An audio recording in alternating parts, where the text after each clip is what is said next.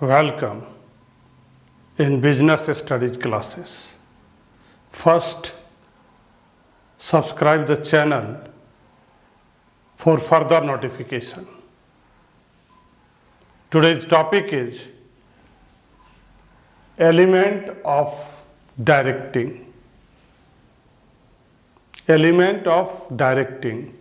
Directing is the function of management. But today you are going to study from me about element of directing.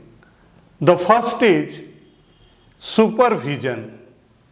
Supervision, that means जो manager होते हैं वो अपने subordinate का जो daily work होता है उसके प्रोग्रेस का, उसके रूटीन का जो वर्क है उसको चेक करते हैं और साथ ही साथ उसको गाइड भी किया जाता है, डायरेक्शन दिया जाता है. सो supervision is the first element of directing. It refers to monitor the progress of routine work of one's subordinate and guiding them properly. Supervision का मतलब होता है मॉनिटरिंग करना, देखरेख करना, routine work of one subordinate. Daily का जो work है उसको चेक करना, सबऑर्डिनेट के द्वारा जो काम किया जाता है उसको चेक करना है, डेली का जो वर्क है. इतना ही नहीं, अगर जरूरत पड़े तो अपने सबऑर्डिनेट को रूटीन वर्क चेक करते हुए भी उसको गाइड करना है, डायरेक्शन देना है कि कैसे उस काम को करना है. Supervision is an important element of the directing function of management. Supervision important element है डायरेक्टिंग का, जो मैनेजमेंट का सबसे इंपॉर्टेंट फंक्शन है. Supervision is the important element of directing and directing is the management of function. Supervision has an important feature that face-to-face contact between the supervisor and his subordinate. Supervision का एक important feature है. Supervision में जो supervisor होते हैं और जो subordinate होते हैं एक दूसरे से फेस टू फेस कांटेक्ट करते हैं. सुपरविजन का एक इंपॉर्टेंट फीचर है जो सुपरवाइजर होते हैं और जो सबऑर्डिनेट होते हैं एक दूसरे का जो कांटेक्ट होता है वो फेस टू फेस होता है, आमने सामने होते हैं. So supervision is the first element of directing. Second is communication. This is the second element of directing. It refers to an art of transferring fact, ideas, feeling etcetera from one person to another person and making him understand them. Communication एक art है, एक कला है.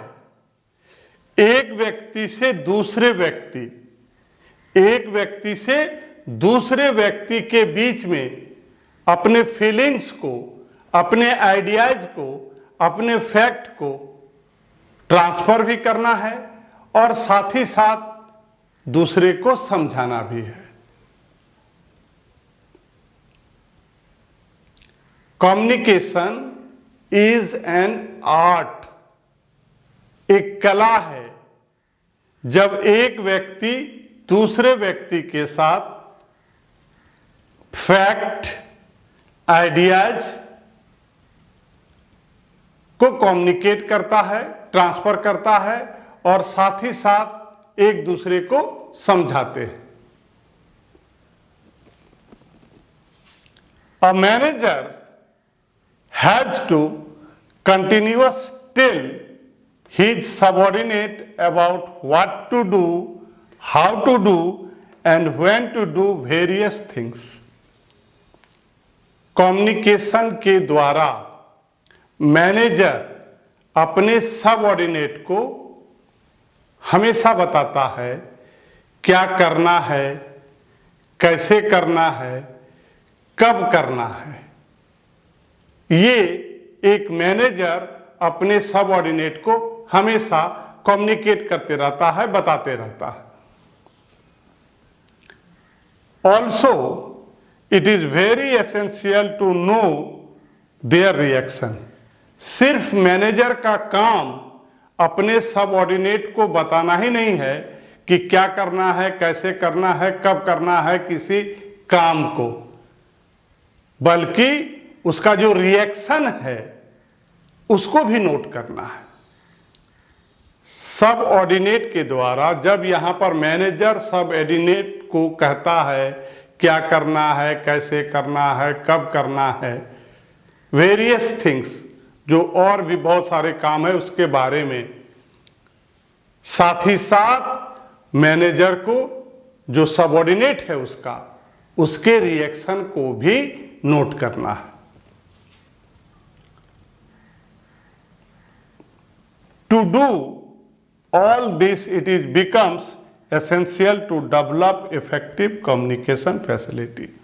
और ये जो सारी बातें हमने आपको बताई कि एक मैनेजर अपने सबऑर्डिनेट को कहता है क्या करना है, कैसे करना है, कब करना है, ये सारे चीज संभव तभी है जब हमारा कम्युनिकेशन जो फैसिलिटी है वो डेवलप करेगा।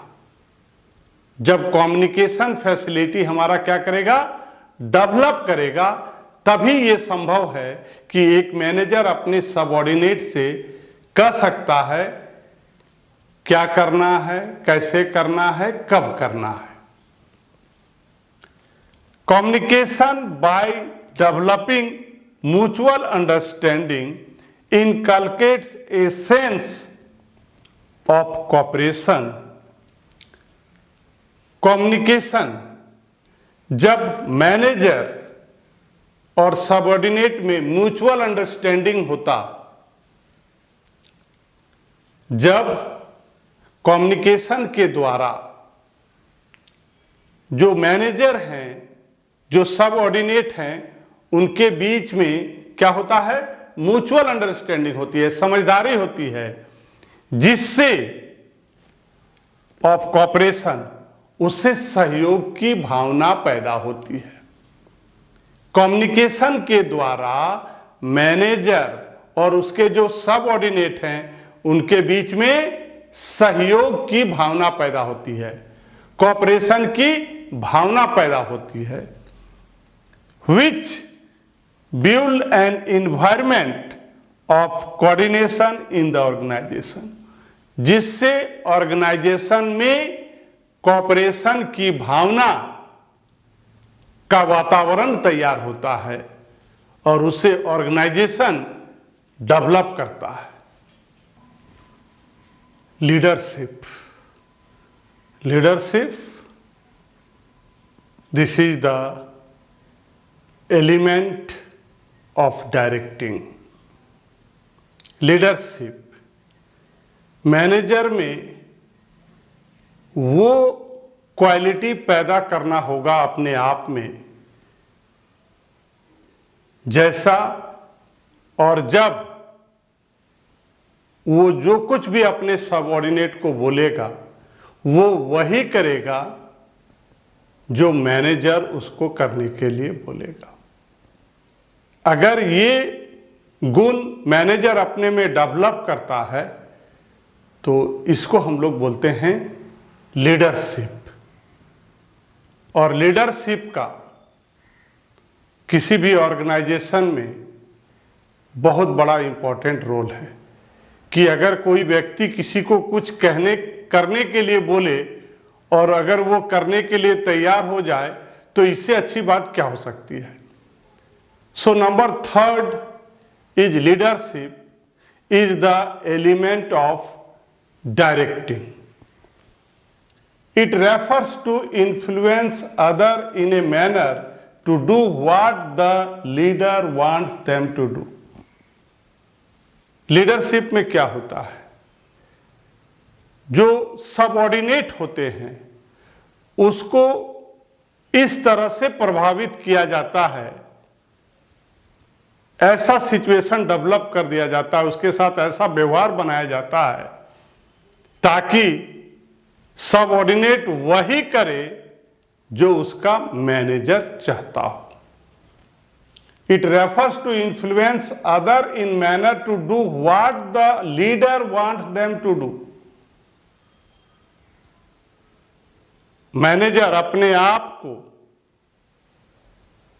जो अपना सबऑर्डिनेट है, उसको ऐसे प्रभावित करेगा ताकि वो वही काम करेगा जो उसका मैनेजर चाहेगा। इसको हम लोग बोलते हैं leadership.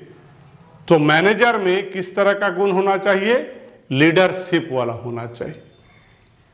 Leadership play an important role in directing. Directing में जो लीडरशिप का रोल है वो बहुत ही इंपॉर्टेंट है। Only through this quality manager can inculcate trust and zeal among subnet.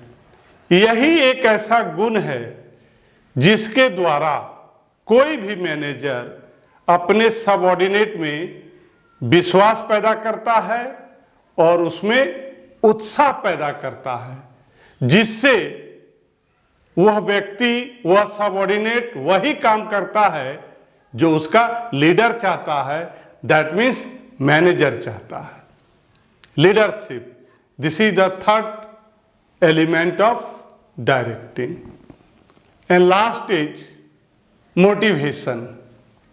Motivation एक ऐसा प्रोसेस है जिसके द्वारा सामने वाले को एक्साइट कर दिया जाता है। अपने एक्टिविटी से वो इतना एक्साइटेड होता है कि वो कुछ भी करने के लिए तैयार हो जाता है। So this is the motivation. Motivation is the fourth element of directing. क्या होता है मोटिवेशन में? मैनेजर के द्वारा अपने सबऑर्डिनेट को किसी काम को करने के लिए क्या करता है, एक्साइट करता है, उत्तेजना पैदा करता है, कुछ इस तरह का सिचुएशन डेवलप करता है जिससे वो काम करने के लिए तैयार हो जाता है।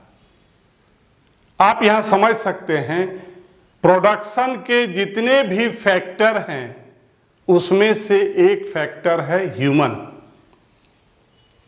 बिना ह्यूमन का कोई भी काम नहीं हो सकता है। मशीन खुद अपने आप में ऑपरेट नहीं हो सकता है, उसको भी ऑपरेट करने के लिए क्या चाहिए, ह्यूमन चाहिए। और उसको हमेशा मोटिवेट करने के लिए, एक्साइट करने के लिए उसको दोनों तरह का बेनिफिट देना पड़ेगा, मॉनेटरी भी और नॉन मॉनेटरी भी, तभी वो एक्साइटेड रहेगा, काम करने के लिए हमेशा तैयार रहेगा। क्योंकि बिना ह्यूमन फैक्टर का आपका कोई काम नहीं हो सकता है। It refers to the process excite people to work for attainment of the desired object. Organization का जो गोल है उसको पाने के लिए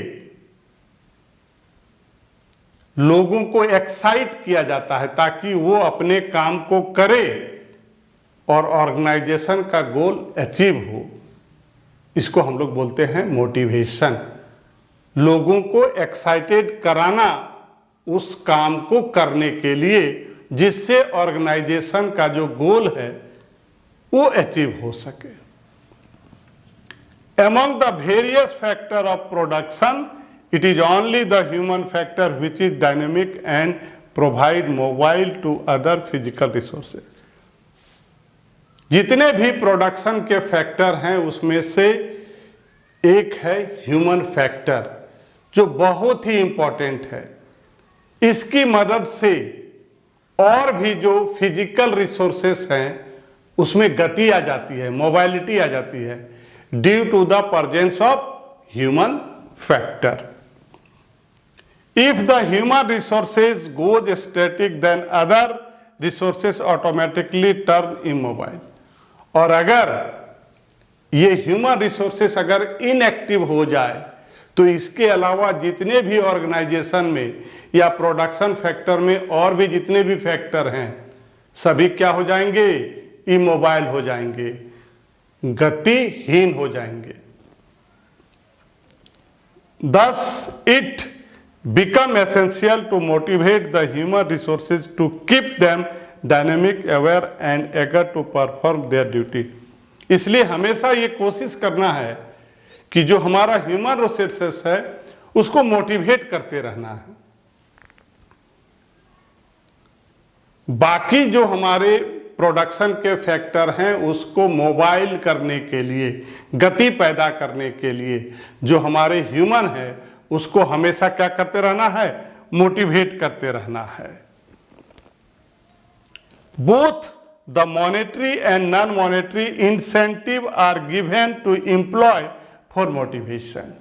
और मोटिवेशन के लिए उसको इंसेंटिव दिया जाएगा एज ए मॉनेटरी और नॉन मॉनेटरी। Thank you.